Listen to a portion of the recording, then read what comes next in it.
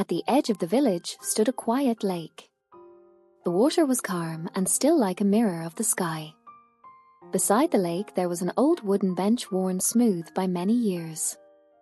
Mr. Daniel, a retired schoolteacher, visited that bench every afternoon.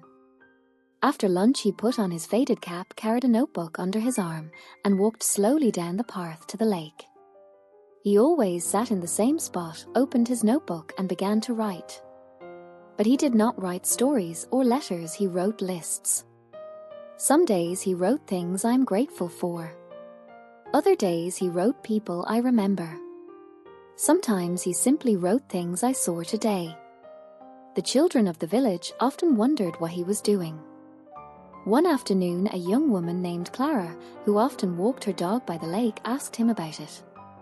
She said, "Mr. Daniel, I always see you writing. What are you working on?" Daniel smiled and said, "Nothing grand, just little things I do not want to forget." Clara frowned and asked, "But why write them down? Do you not remember anyway?" Daniel chuckled and said, "Memory is like this lake. When the wind comes, the water ripples, and you cannot see the bottom. Writing reminds me that the water is still clear, even if my mind is not."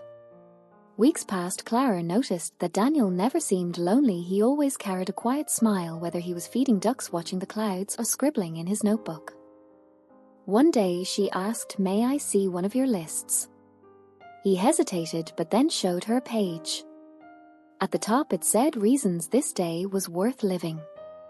Beneath it he had written, "The sound of the church bell at noon, the warmth of tea in my hands, a kind smile from the bake, the color of the sky before sunset."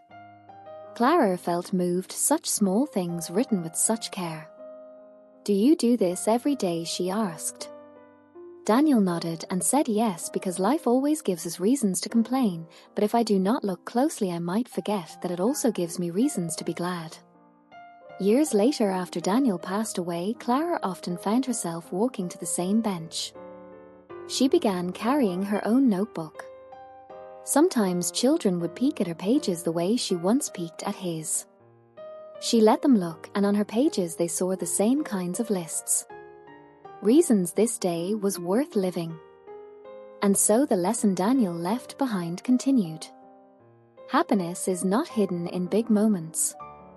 It waits quietly in the little ones for those who choose to notice.